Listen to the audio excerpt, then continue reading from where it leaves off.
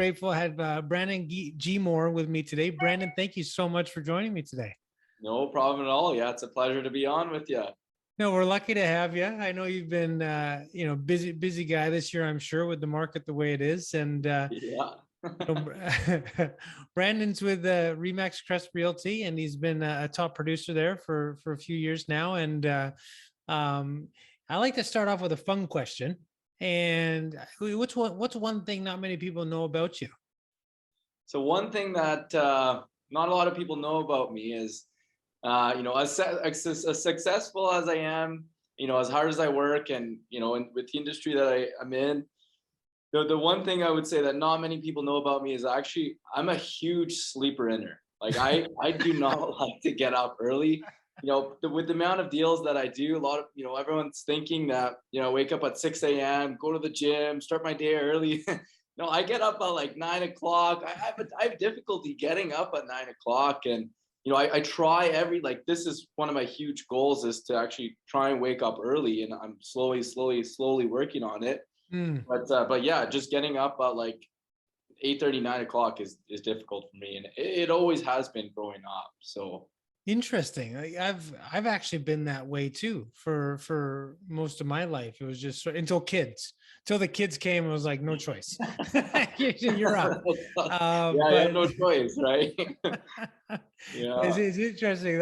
Thank you for sharing, because most people wouldn't be that honest. So I appreciate that. And you're probably extremely efficient when you're working then. Oh, definitely. Yeah. I work till from the moment I wake up till the moment I sleep, but sleep. I get a lot of sleep. So Oh, awesome. Thank you. That's cool. That's fun. How did you get started in real estate, Brandon? yeah, so my parents they're in the business. They've been in the Mhm. business for a very, very long time. Growing up, I never actually wanted to be a realtor.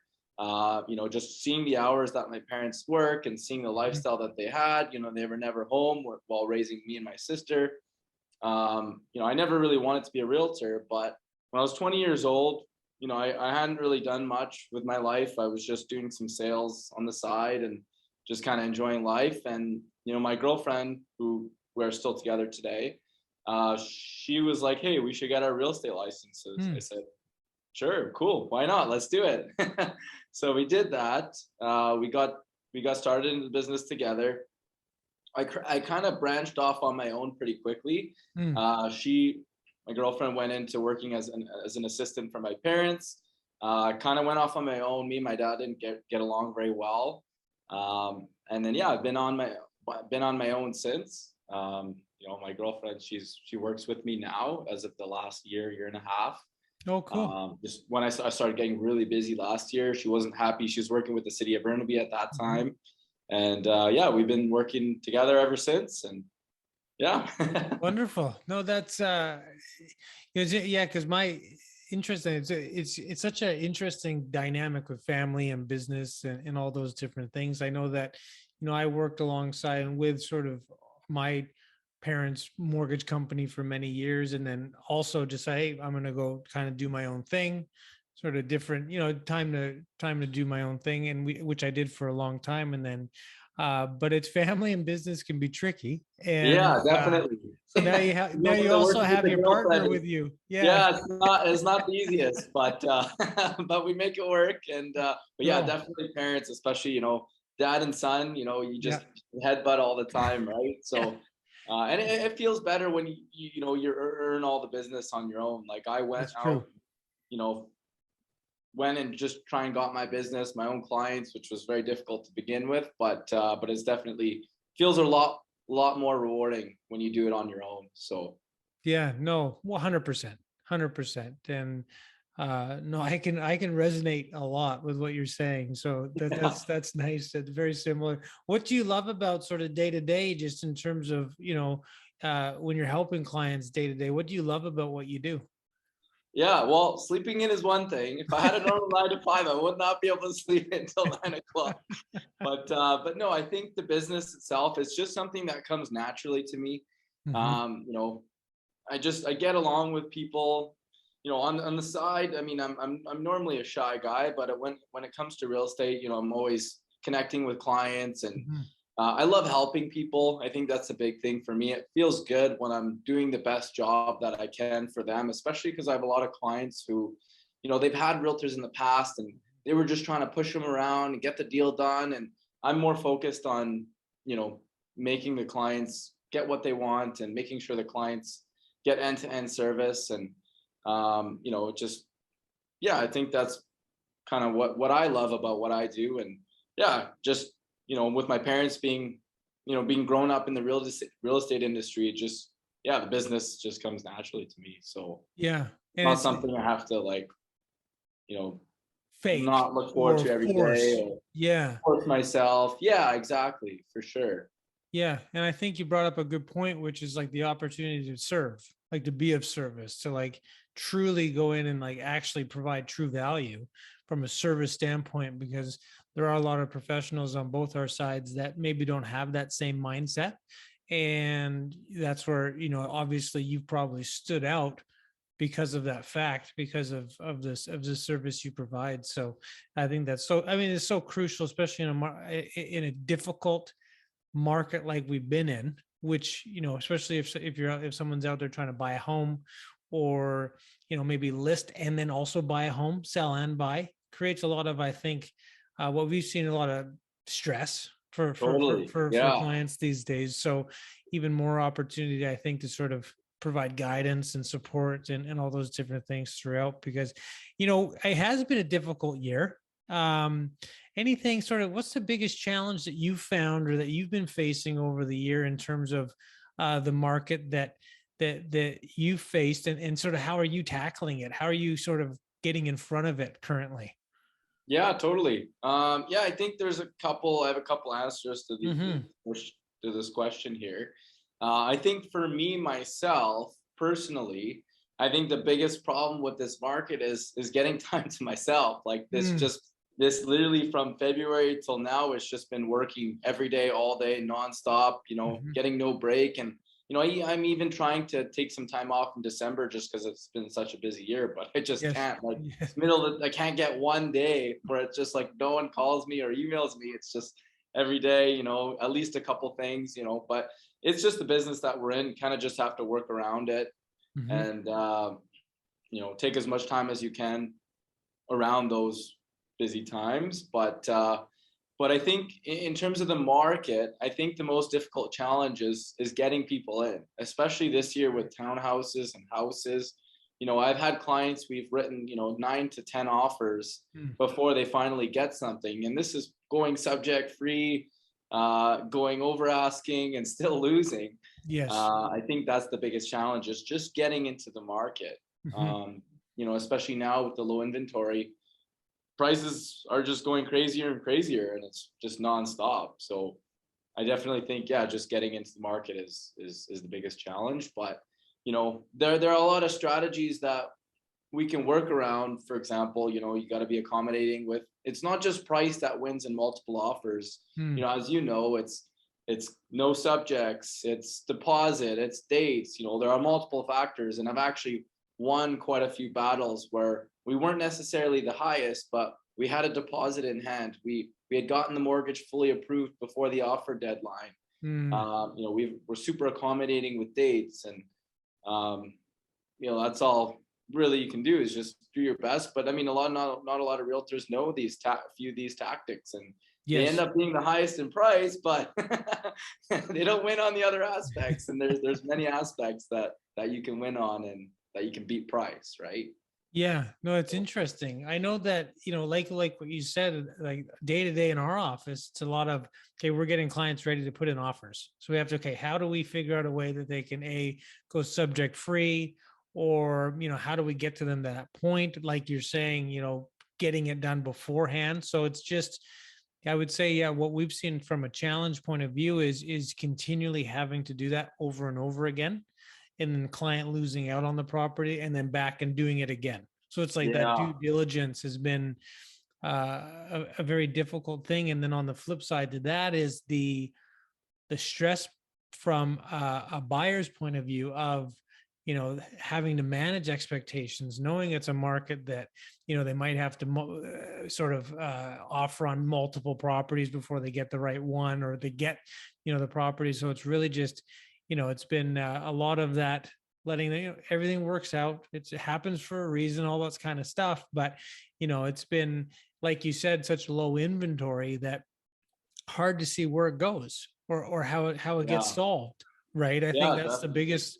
biggest concern is what next? Because it's not like if there's a magic supply of housing inventory coming down the pipeline. So Well, I you, mean, they you say the project, yeah. springtime inventory is the highest, so just maybe waiting till the spring. But I've had a lot of clients where we've put in multiple offers on multiple Yeah. properties, and the one they end up getting is actually the one that they end up being most happy with, and then they're like, "Oh, I'm so glad that I got the property." Mhm. But them being upset so many times was Yeah. made it happen, right? So I do believe, like, I truly believe that things work out for a reason. Like, I think that, totally. things do come together the way they're supposed to. There's some sort of plan in place, but it's As hard to long as see you're it. doing the best, right? As long as you're doing the Yes. best you can. You have a lot of clients that, they say, oh, you know what, if we don't get it, we don't want to pay so much over asking, and Mhm. just kind of being stubborn. And those people end up making regrets, but but Yes. they end up learning, right? So in a Yeah. market like this, Well, you it's brought up not a a lot of good, normal market. So yeah, and you brought up a lot of great tactics that you will implement with buyers to not necessarily have to be, again, that top price, and it's not always the sort of indicator of the one that's going to be the best offer, right? Because there are so many totally. different factors. Any sort of properties that you sold, or had a client buy, or a transaction that you can think of that stands out as very memorable to you, or sort of an experience that you could come in and sort of provide even more value of some kind? Yeah, definitely. Obviously the most expensive home always comes to mind. Hmm.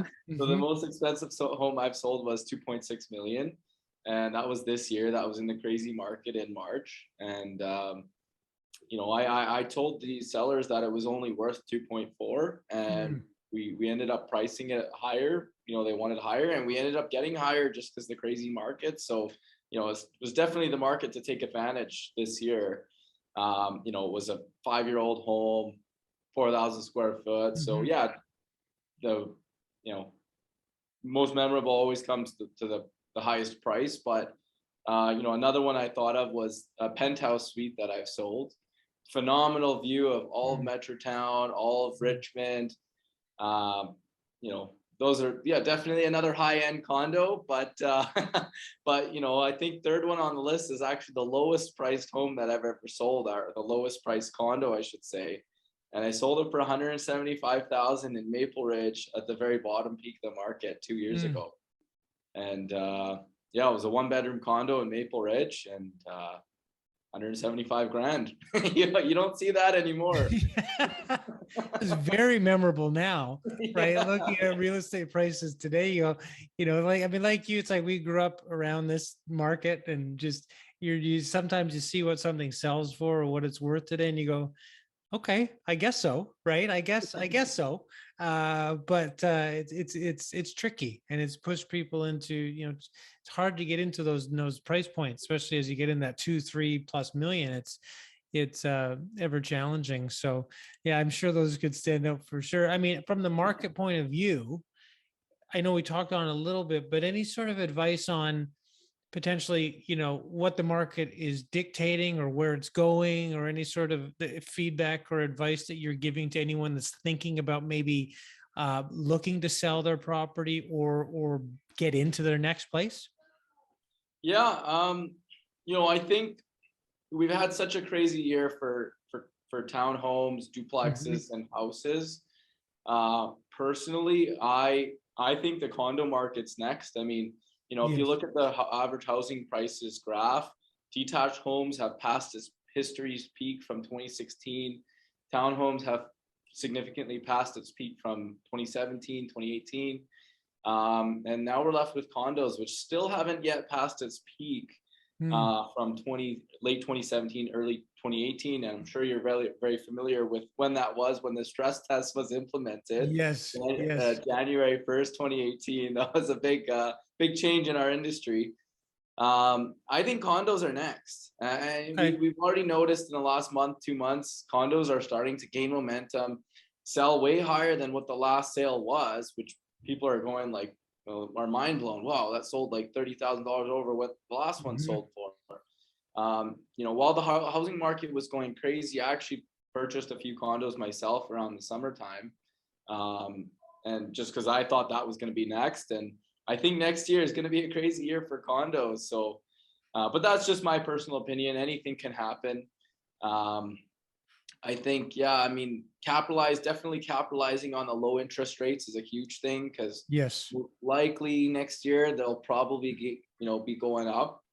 Probably not all at once. It'd probably be a more gradual thing. And, you would probably know more about that than I would, but Hmm. I think definitely locking in a mortgage pre-approval, getting in while you can. So you don't know what's going to happen next year. I mean, if you're holding real estate long term, the value is always going to go up, right? And Yes. if you're purchasing and you feel like you're overpaying, don't worry, because if you're keeping this for 5+ years, even if you've overpaid, it's going to continue to go up. Maybe go down, Mhm. throughout the next couple of years. But if you're holding it long, then things will always go higher, right? So Yeah. Yeah. I think that it's so true. It's like I always like to say sort of the trend's your friend. It's like as long as it's trending in the right direction long term, which I think generally speaking, real estate generally is more of a long term investment or strategy, then yeah. And it's interesting what you say about the condo market because I think yeah, like you said, it's that gap can still shrink a little bit, meaning like maybe detached homes, wherever those values do, but I think there's room for that to close down. And generally yeah, speaking, totally. that's probably that condo market coming up, not the other way around. So interesting It's point funny there. that you did that hand gesture. Whenever I'm explaining it to clients, I always do the same thing. I know. When it goes too high, it's got to come up Yeah. as well to match it, right? That's awesome. I'm very visual. I guess it's for myself. I think I'm more of a Yeah, visual yeah, guy. definitely. That brings me in. Just the last one is I talk to clients. I use the term house rich, but I talk a lot about Smith maneuver, tax deductibility, like accessing equity for investment purposes, whether it's real estate or the market or whatever, like creating wealth from equity growth in the home. When I say house rich, anything come to mind from your point of view of what that means to you? House rich, yeah, I think to me it's more like owning your own home and Mhm. owning the equity in your own home and paying your own mortgage rather than paying somebody else's, right? Yes. If you're renting, you're always paying somebody else's mortgage. And as much as you feel like it's your home, in the end of the day it's not. So I think just building your own equity is most important. And that's what I would say what's called house rich. You don't necessarily need to have 10 properties to be considered house Yep. rich. um, but it's more of just building your own home and Mhm. without even thinking of it, right? You're saving for retirement without even thinking about it by just paying for where you live on an everyday basis, right? And just I think it's always just a benefit to be in the market. It's like if you can get in, it's just like while being in the market, then you're sort of isolated from the factors of housing price increases because Going you're in too there. high. So you're able to sort of ride that wave or grow with it too. There's my hands going again. Yeah, But totally. you can kind of see there's so much opportunity. And a lot of our clients that sort of have moved up the ladder, maybe the condo to the townhouse to the home, was because of the fact that they grew with the market over time and built equity for that purpose. So yeah, those are all great That's points. not that's it's hard for people to understand that sometimes. It's like you kind of got to start small, start with a Mhm. condo, then get into a townhome. This is over a 5-10 year period, and then the next 5-10 years, then get into a home. It's not, you can't just go straight to a home for the average person, right? And a lot of people just, they want to save until they can get what they want. But then, as much as they're saving, the market always surpasses what they're Yes. saving, right? Yes. That's yeah, the opportunity cost Got to does get not in. make sense. Yeah. Well, Yeah. Brandon, thank you so much. Really great information. It was a lot of fun. Where's the best place that anyone can reach out to you or find you? Yeah, I mean, if you just Google my name, Brandon G. Moore, I'll pop up. And yeah, I'm good with all sorts of contacts, phone, text, email, however, WhatsApp, however you want to reach out to me, I'll be answering. Yeah. I appreciate it. Thanks again, and we'll be in touch. Sounds good. Okay.